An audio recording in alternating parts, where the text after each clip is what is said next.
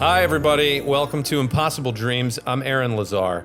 I'm really honored for this week's episode. It's, I think, the most important episode that I've done so far because my guest is one of the most respected ALS doctors on the planet, Dr. Merit Cudkowicz. Merit is the chair of neurology at Mass General. She's the director of the Sean Healy and AMG Center for ALS. She's one of my doctors. I was introduced to Merit by Danny Burstein, my friend Danny, after he lost his wife, my friend, the late Rebecca Luker, to the disease in 2020. Dr. Merit is at the top of the field. She is going to walk us through the science. I ask her a lot of tough questions and I get really granular because I've been living with the disease. I'm in the 5th year now and there's still so many questions that I have, and it's still a disease that so many people, doctors, researchers, patients, their families, biotech, investors, so many people all over the world are working feverishly to solve. So we're going to get into it. This episode is not just though for people dealing with ALS. It can be for anyone in the audience who even is curious about what the disease is.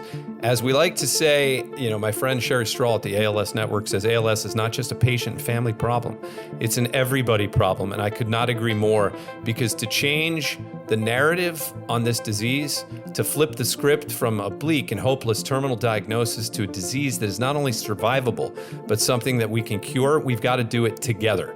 There is nobody who can lead us through that better. There's no doctor who can lead us through that better than Dr. Cudkowicz. So we're going to go from first symptoms. How do you get to a diagnosis? Why does it take so long? What is being done in the industry to help expedite that?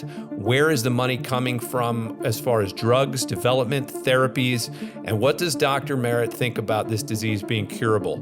She's also totally in the know as to what's going on right now, the treatments that are happening, the treatments that she's looking forward to, the trials that are happening, the clinical trials, and what to do if you're somebody like me who no longer qualifies for a clinical trial. We're going to get into all of it. We're going deep into the science. I'm honored to have Dr. Merit Cudkowicz. Welcome to Impossible Dreams. Dr. Cudkowicz, it is such a pleasure to see you. Welcome to Impossible Dreams. Thank you so much for being here. It's good to see you again, Aaron. Thanks for inviting me. Oh my God. It's an honor. It's a pleasure. You are, by all patient accounts, and I imagine it's all doctor accounts as well, one of the best, if not the best ALS doc in not just the country, I would dare to say the world. So just so excited to talk with you today.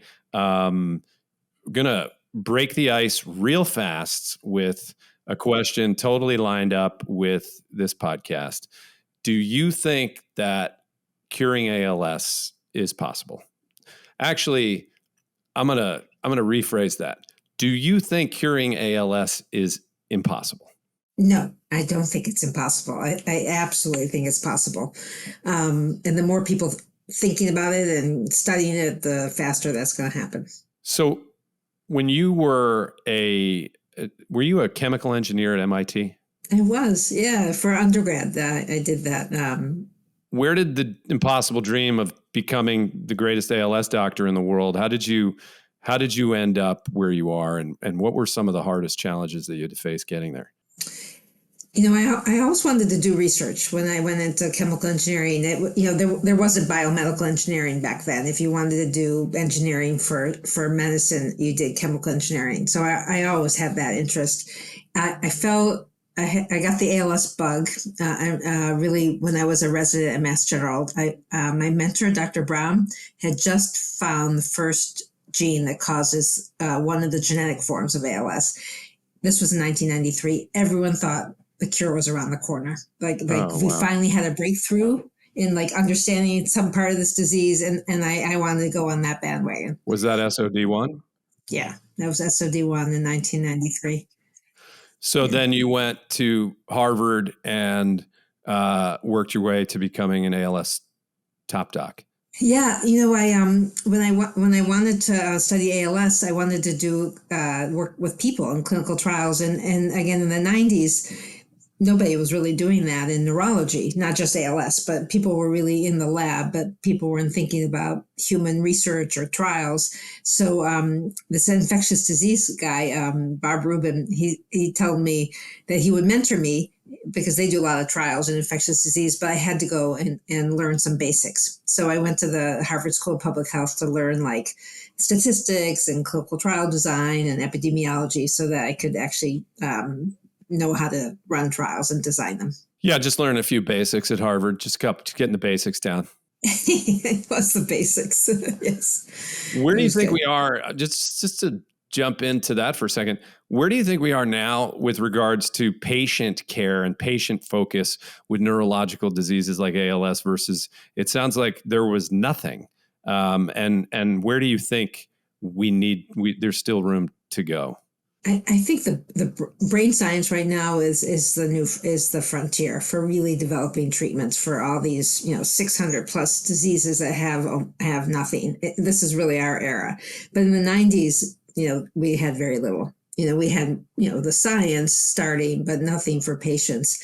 So that's completely different now. So it's exciting, actually. We have like 25 drugs for people with MS. We have treatments for people with stroke. There's new treatments now coming for Alzheimer's, and obviously ALS, my passion. We're finally getting some, but we got to get better ones.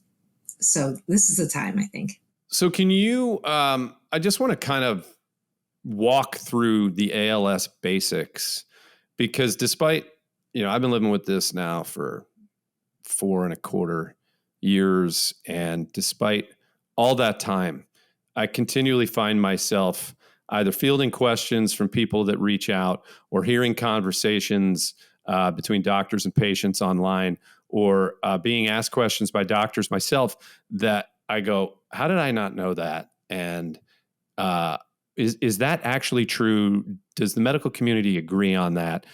So I want to just start with getting to diagnosis for people. So for me, right, muscle twitches began, and 6 months later, it was foot drop.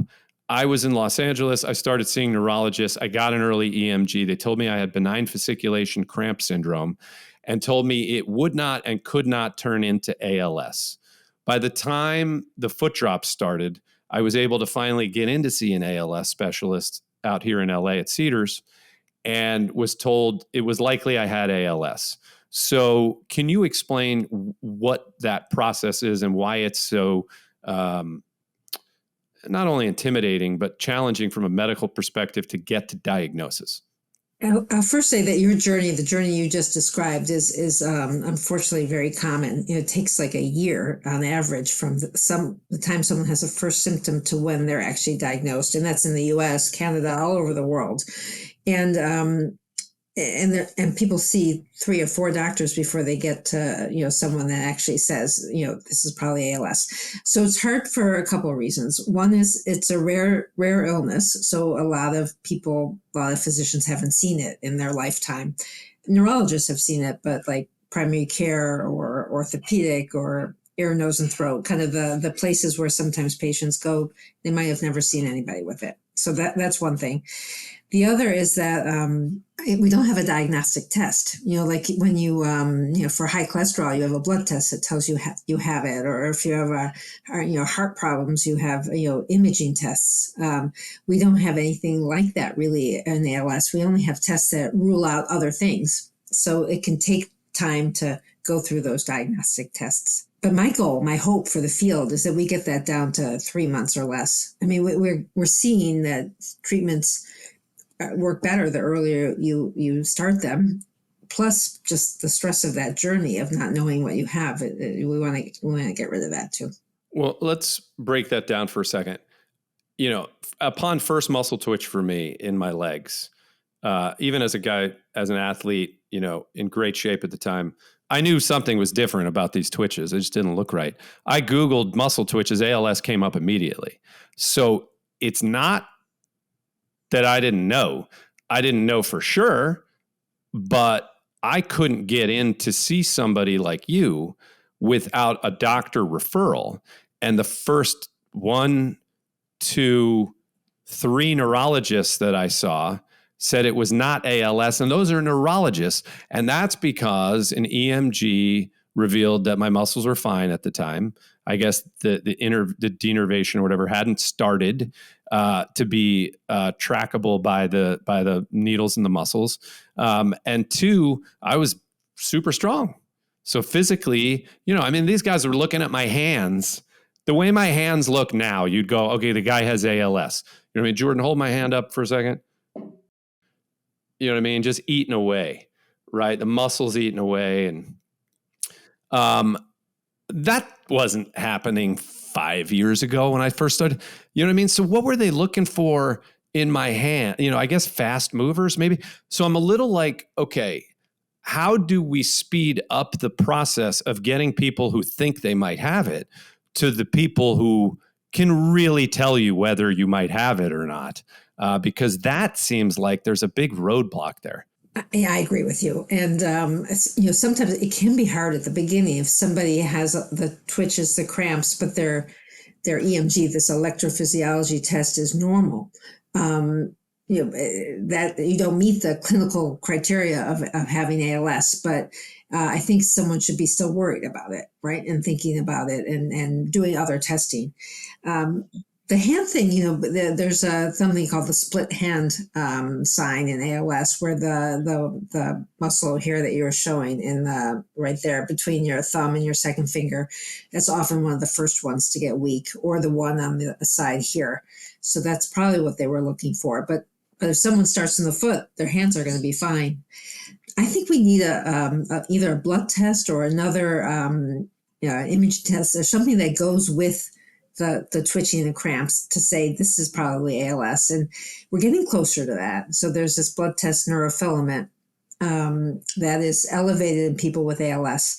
Now it's elevated in other people with other nerve injury. So it's not specific for ALS, but if I see someone with what you described, like twitching and a drop foot, and their neurofilament is up, that would, even with a normal EMG now, that would put me on high alert for maybe ALS. This episode of Impossible Dreams is brought to you by our charity champion, the ALS Network. The ALS Network is incredible. For families and patients who are living with this terrible disease, every day brings a new challenge. Trust me, I know. The ALS Network is there every step of the way with compassion, advocacy, and hope. They are helping patients and their loved ones all across the country, from funding groundbreaking research to hands-on support. I know firsthand how vital their work is and how much their support matters. I know that together we will accelerate progress towards better treatments and one day finding a cure. How can you help? Please visit thealsnetwork.org, make a donation, get involved.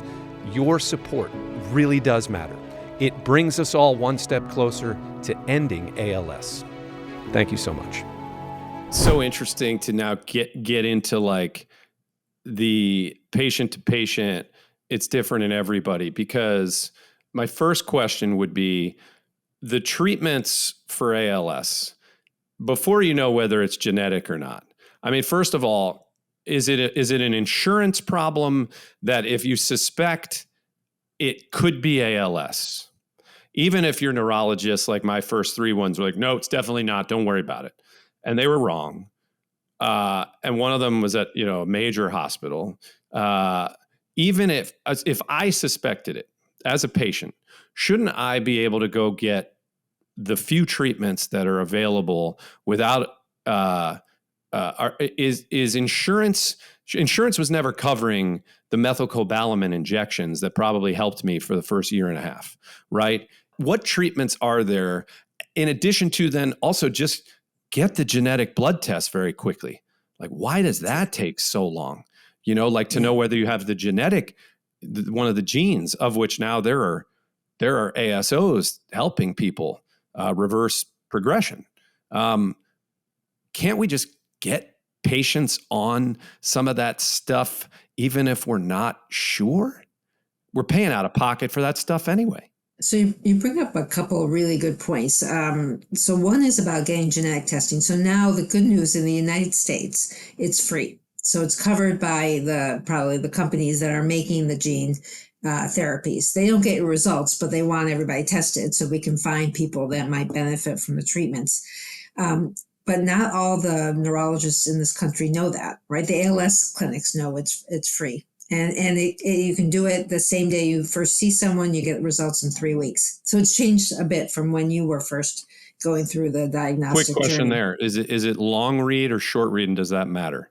It matters a little bit. It's a panel, so it's looking for the 33 genes that exist right now.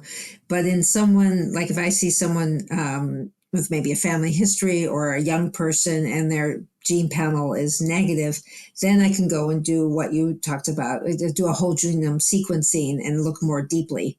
But that part isn't covered by the that part isn't free, but it's not terribly expensive, and we can sometimes get insurance.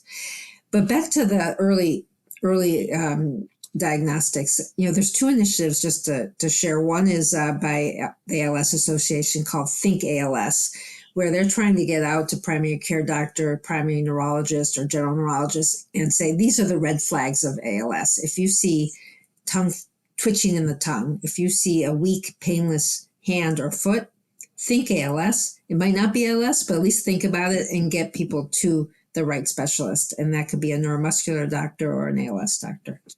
So that I hope will help. Yeah, it sounds like a failure of general neurology practice, that people fall through the cracks like this for no reason. I mean, let's just leave that at that. I think we've made that clear.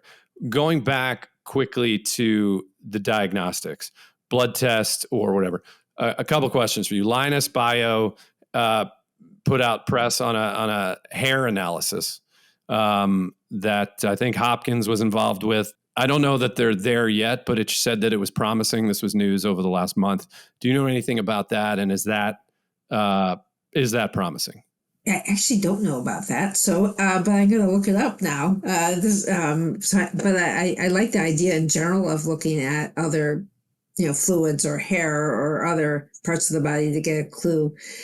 I mean, the hair can represent exposures that you've had for the last couple of years, actually. So, but I'm sorry, I don't know about it. That's exciting thing that I used to know everything that was happening, but there's so much happening that I can miss things. So I'll look that up. Yeah, no, that's good. Yeah. That's good to talk about you with then, and I'll follow up with you on it. Next question on biomarkers or early diagnostics, I should say. Stella at Spinogenics has a mitis, right? The eye diagnostic. Is that a thing? Are we going to see that anytime soon?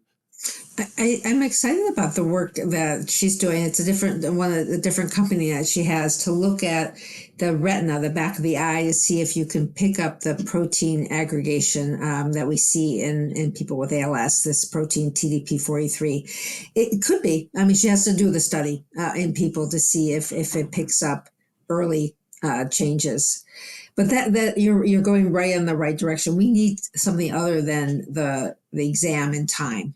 Right now, the diagnosis is made by the exam and time that you see people progress, and that's why it takes a year. So we need things like eye tests, skin tests, blood, other ways. We're seeing this in Alzheimer's disease. For example, there's now a blood test that people can get, when they're 50 or 60 that, might predict, the risk of getting it. Now that's a little scary to find out when you're 50, 60, but we can learn from these other fields to develop those type of tools. Do you think of those 33 genes, is that all of them? Are there more that we're going to find? How many more do you think? How long is that going to take? Yeah, I think we're going to find more. So of the those 33 genes are in people where it's runs in the family, so more than two people have it in the family. And that probably accounts for 60 to 70% of the families that so there's definitely more. My guess is there's going to be several more, but they're going to be rare. And I think they'll find it. It's hard to predict, but I don't think it'll take long because the tools are there to do these whole genome sequencing. There's AI to find these, and there's large data sets. So I hope within maybe a year or two, they'll know all of the ones that in the people where there's more than one person having it. The other genetics are, we still think that people who have what we call now singleton ALS, which means you're the only one in the family with it, that there's still genes that are elevating your risk and are part of the reason why you get it. There's they actually think that 60% of the reason somebody gets ALS is in your genes. And they get that number from twin studies when they look at identical twins. And they can, by the number of identical twins that both have it versus not only one, they can predict how much of a disease is genetic. And when they do those studies, they come up with about 60% of the reason someone gets ALS is in their genes. So we need to understand what those genes are. They're called more like risk factor genes. So they elevate your risk. They might not be enough to give you ALS, but they set you up, unfortunately, to get ALS if something else happens to you. Of these 33 genes, SOD1, C9, ORF, CHD10, whatever these the names of these genes are, is it one of those genes has whatever it's called, an error or something, and then ALS happens, and it can happen in 33 different genes, or is it a combination of genes? Good question. It's a little bit of both. So most people who have the familial form where it runs in the family, they'll have one of those genes. So they'll have, let's say SOD1, they'll have a one little change in that gene that causes their disease. But we are finding now people who carry more than one gene. They might have SOD1 and then a different one. So really complex genetics happening there. And we know that now because people are sharing data and sequencing, tens of thousands of people with ALS, so that they can find these genes. It's very strange. And then you look at environmental, right? So you had said 60% is attributable to genes. What would the other 40% be, do you think? That's the unknown. I mean, it's environmental, but there's a few things that have been found in the studies, like exposures to pesticides. Head trauma is a little controversial, but it's thought to be related. There's some professional sports that are ALS is more common in, like soccer and football. But nothing is like a huge risk. They're all small risks. So actually people think it's additive. Like there's 5 or 6 things that might happen to someone in their lifetime that results in ALS. And if you carry a gene mutation like SOD1, maybe that accounts for 4 or 5 of those risk factors. And one other thing tips over when you get it. But if you don't carry a gene, it's multiple things over your life. All right, so let's give people some hope for a second. There's antisense oligonucleotides. Is that how you pronounce it? Yeah. ASOs for short. Can you tell us what those are and what they're doing and how long they've been around? Yeah. The ASOs are, first of all, I'll just back up and say that probably the most exciting, hopeful thing in the field has been the recent treatment for SOD1, people who have SOD1 with an antisense oligo, because we finally saw people stop progressing and get better. So it's amazing, and it tells us it's possible for this disease for everybody if you can figure out the cause. So that is absolutely huge. Yeah, that is huge. Antisense oligo, it's a string of DNA. So DNA is what makes your genes that make all your proteins in your body. So it's like 20 pieces of part of a DNA code that match the gene that people have that's mutated. And so they put some chemistry around it so they can get it into the cells and the motor neurons. But these antisense oligos can get into the motor neurons. They can find the SOD1 gene. They can block it from making the bad protein, and then the motor neuron can live normally. So in the clinical trial of that in people with SOD1, we saw about 40% of people stop progressing and get better. The other people did slow down, but didn't have that amazing result. And so people are trying to figure out why and how can we do it better so that everybody benefits. But one of the things that was really associated with a better outcome was starting it earlier. So back to why it's important to do early diagnosis is that we have a treatment on the market that works much better the sooner you give it. So that would lead to, extrapolating. Okay, so ASOs are being made for all 33 of these genes. Is that what biotech is working on right now? Have they done it yet? Yeah, no. So the really good question. So the biotech is going after the more common genes. So there are a few that are more common, and this is still all rare, right? So even SOD1 is 2% of people with ALS have that. So the biotech is going after C9orf72, which is the most common genetic cause of ALS in the U.S. and Europe, and FUS. There's a trial for the gene FUS. The other ones are super rare. So what's happened is Dr. Neil Schneider at Columbia has started a program called Silence ALS, where he will custom make antisense oligos for some of the more rare ones. And he's partnered with a nonprofit, Anlorem, which is an offshoot of the company that makes the commercial ones, to do this. And it's really a fabulous program. And I've sent patients there, and I think now there's starting to be other groups doing that. So it's happening, but it's not from pharma, it's from academia. Wow. Yeah. I looked into N-Lorem when I heard the story on the Today Show about the man with CHCHD10. And Yeah. I just had a long read done over the summer. I'm waiting for Matt to read the results on that. Matt Harms is the right person to be doing it. He's also at Columbia, and he offers a nice service for neurologists as well. That, let's say you gene test one of your patients, and the results come back inconclusive, that someone has a change, but it's not known whether it's going to disease causing it or not. It's called a VUS, or variance of unclear significance. You can send it to Matt, and he will look in large data sets, and he'll give you a report about the knowledge of that gene, and he'll update you as things happen. And so it's phenomenal. Yeah, he's a great guy. He's my doc. I can't wait to have him on the show, and I'm grateful for both of you, and was happy to meet Neil a couple of years ago, and grateful to N-Lorem, who basically said, look, let us know what your long read says, and if there's something there, we would love to try and help you. The FUS ASO, they announced just last week or the week before that the 63rd reversal recognized by Dr. Bedlack at Duke of ALS, in this case, is genetic ALS, because there were a few people on that ASO who benefited from that, but most people did not. Do you know much about that paper?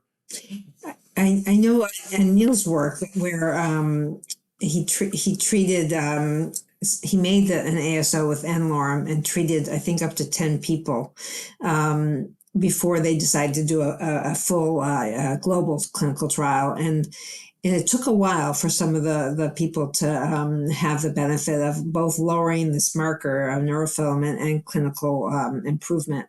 But not everybody got better. So there is a big trial now, a global phase 3 trial that's fully enrolled. And they're following people for a long time because of Neil's data, that it took a while for some of the patients. You guys, I just want to take a second to say thank you to you, the audience. This show doesn't happen without you. I am, from the bottom of my heart, I am deeply grateful to you, because I started The Impossible Dream as a platform to help myself heal and to help other people heal. This podcast is all about that. And without you, that can't happen. We help each other heal. It really does take a village. So if you could just take a second to click and subscribe, like us, rate and review the show. Your comments really do help. Not only do they help us bring you other guests that you want to hear from, but they help us improve the show. They help us grow the show. Your engagement helps us expand what's possible for the reach of Impossible Dreams. So thank you, truly thank you. Thank you for being a part of the Impossible Dreams team. What can patients like me do who I can't get into a clinical trial anymore because I've had this for too long? It doesn't make any sense to me. Where do you see, first of all, you're a industry, and just a leader in having created basically the Healy platform trials, which allows multiple drugs to be tested in the market at the same time on people with ALS. I was, grateful to get on one of those drugs a couple of years ago, which unfortunately didn't work. But now what am I supposed to do? Well, thank you for being part of the trial, and we still learned a lot. But yeah, it's not what we want them to actually have clinical benefit. So hopefully, the next round. In 2018, when we started the Healy Center, one of the proposals I gave to Sean Healy when he asked me to put together what I thought the field needed, one was a platform trial, the other was compassionate use. That we needed to have options for people who might not be able to be in trials, and to do it in a way that we can still learn about the disease in all stages of the illness. And so we started really the first center giving a lot of compassionate use back in 2018. Now it's actually a national thing. So a lot of centers are doing it, and the government is funding it through this bill called Act for ALS that many people living with ALS advocated for. So I think that's the way to do it. That's the ethical way, and the way to keep learning about the illness. So what that means is if somebody isn't eligible for a trial, that they could get the same drug on a compassionate use basis. So maybe there's not a placebo in the compassionate use, but you have the same safety monitoring, and you collect data, maybe a little less data to make it easier, but data to learn. So what does somebody like me do? For example, I'm talking about the Spinogenics compassionate use right now with my doctors. It's been 4 months of conversations to try and just find a place that can give it to me, get it to me, internal review board problems, oversight committee problems, all the way down to me seeing a new neurologist at a different hospital in a different state to see if I could get it there. By the way, that doctor said to me, I don't even know if you have ALS, you might have PMA. And I go, what? Which was like 5 years. I said, what am I supposed to do about that? He said, well, it's basically ALS. So it's like, there's so much that I want to help educate people on here as to, I talk to ALS patients sometimes, as I'm sure you know way better than I. I talked to a guy about stem cells, which I want to check in with you before our time is up. But he didn't even know that there was genetic or sporadic ALS and that he should be tested for the genes and might have SOD1. And it's like, this is so hard for so many people.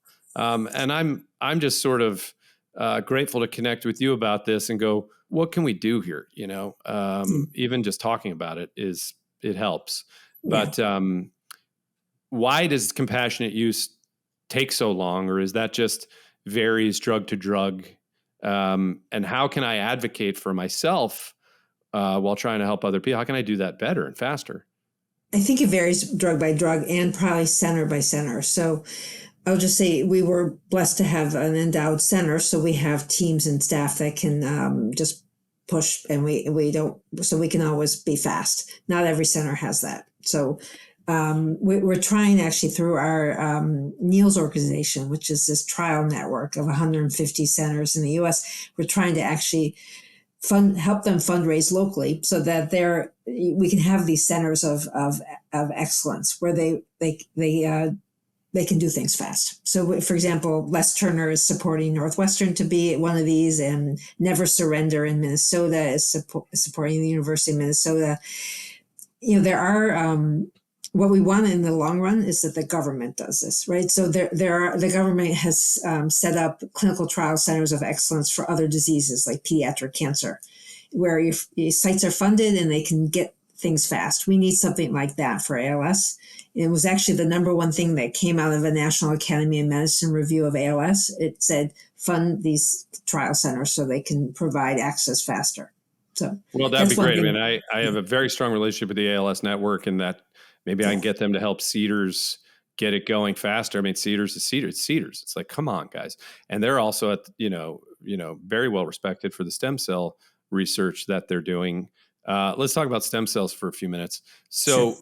I've been over the last, 4 or 5 years when you're living with this thing, as you well know, you've been kind enough to answer many questions of mine with regards to, should I try this? Is this safe? Does this work? Because you're left with, oftentimes you have to fight for yourself as much as medicine can fight for you, because you guys are doing as much as you can, and I got to do as much as I can while we wait, for science to be able to help and medicine to be able to help. So one of those things is stem cells. And I've had all kinds of love and support from all over the country. People say, listen, just get here and we'll give you $40,000 worth of lipo and your fat stem cells, and we'll take this and we'll do that. I've got Cedars saying we will put you in the trial and we'll do brain surgery on you and we'll put stem cells into your brain.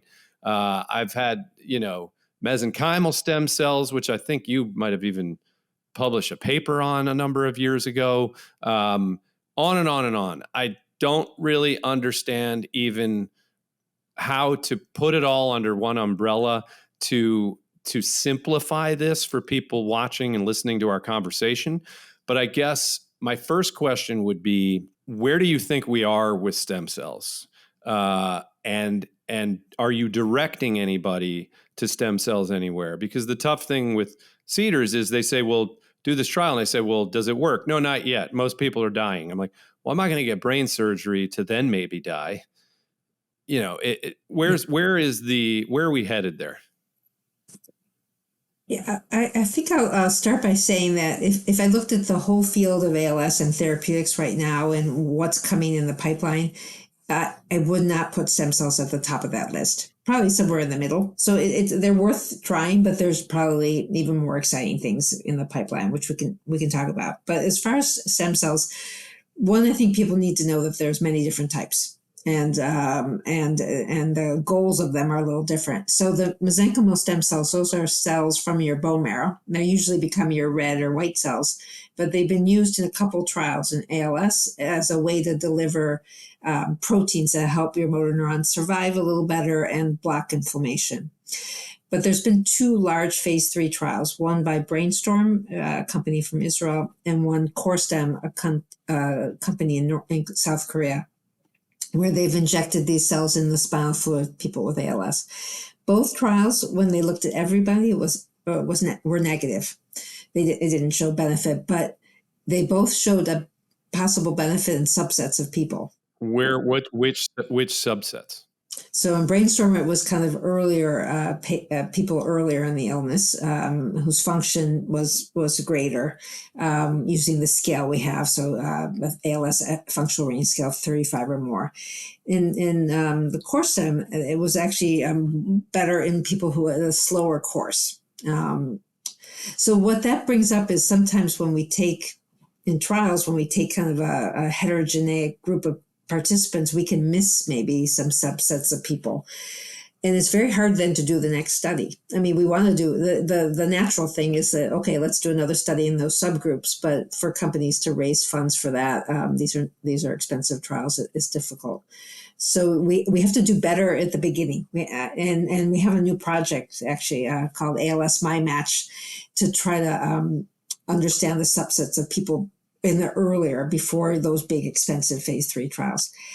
I do want to say something. So the Cedars is different. It's using stem cells that are modified to secrete these growth factor that help your motor neurons survive. It's based on a lot of work that Dr. Svensson has done, and they're injecting those cells into the spinal cord or into the up here, the motor cortex, to be near your motor neurons to make them survive longer. And they are in the phase 1. He's right. They don't know if it works or not. They're really looking at safety, but the science for that is really quite good.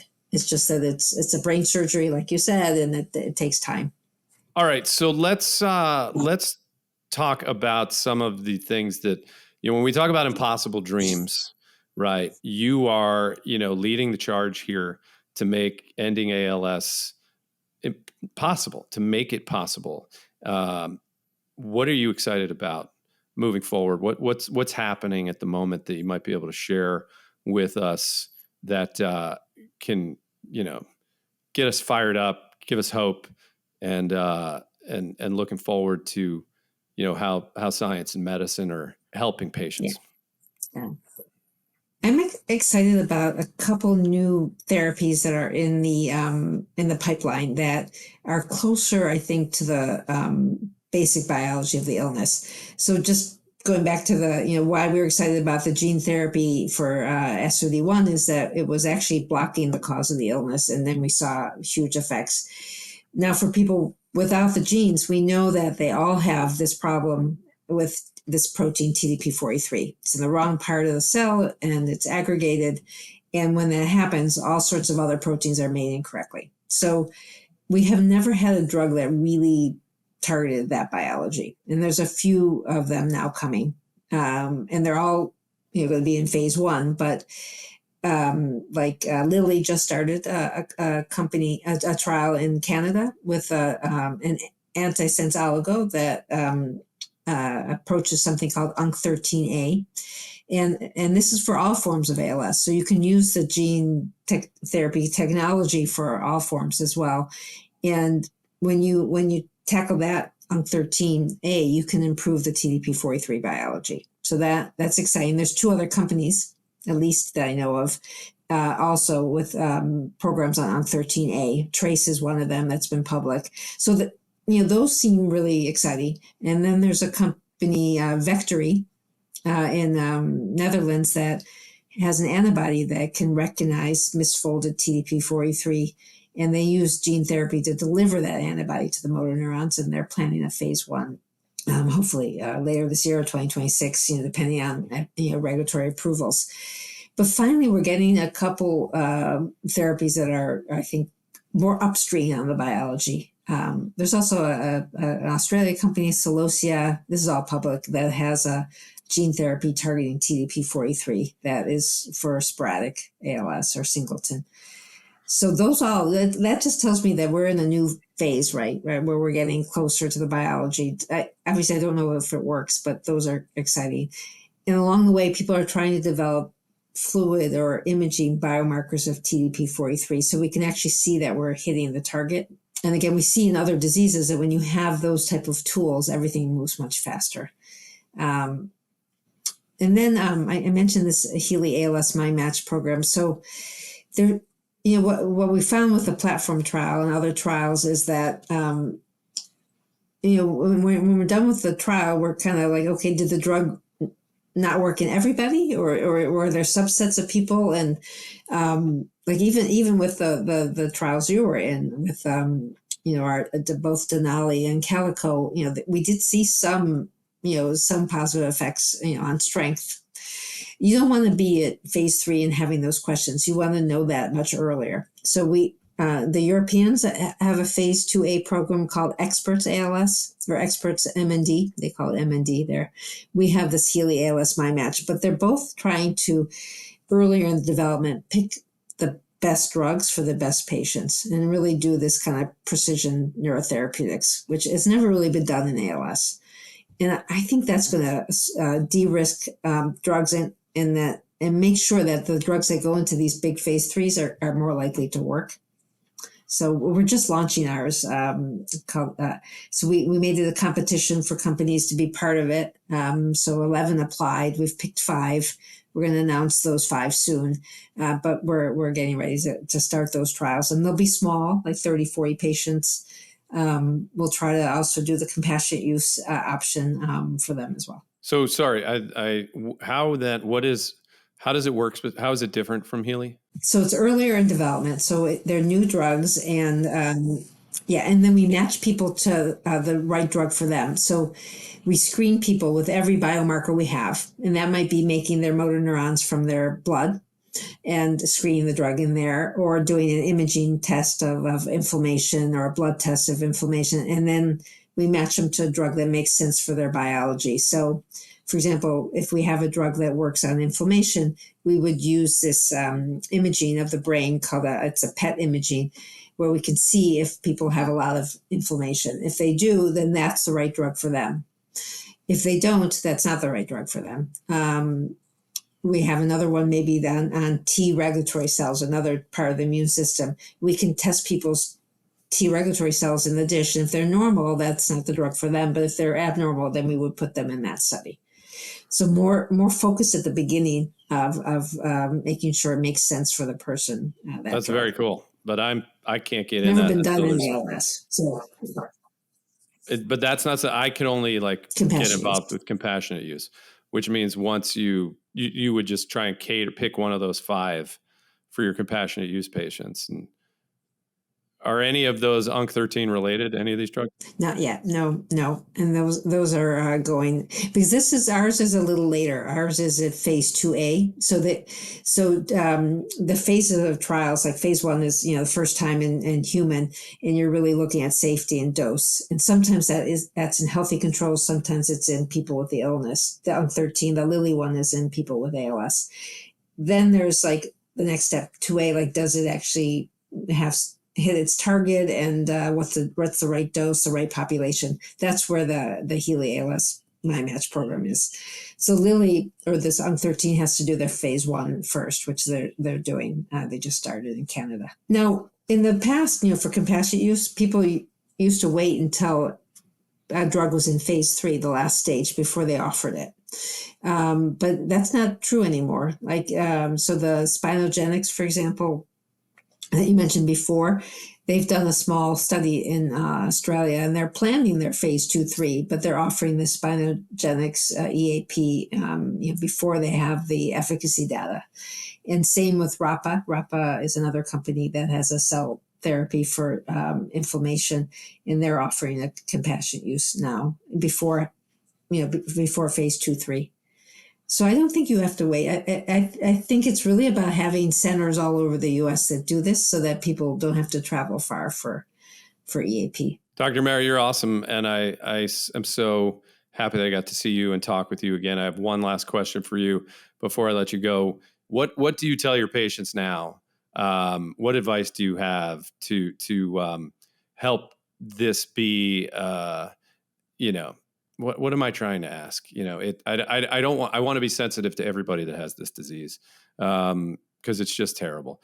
What do you tell your patients now along the way to give them hope or help them move forward? Is there any trick? I believe at the time you said patients who have a positive mindset and a mindfulness practice tend to have a more positive experience, right, or a slower experience. Would you say that's still true? And is there anything else you would add to that? I do think that's true, and also being part of a community, so you're not alone. And the nice thing is there are some amazing ALS communities out there supporting each other.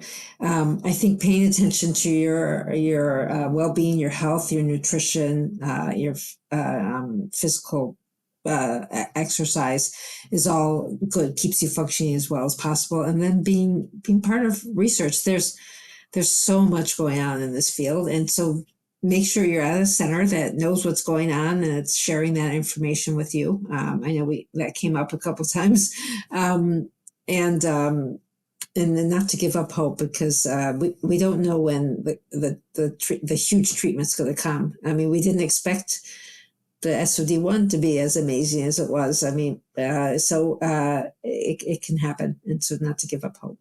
Amen.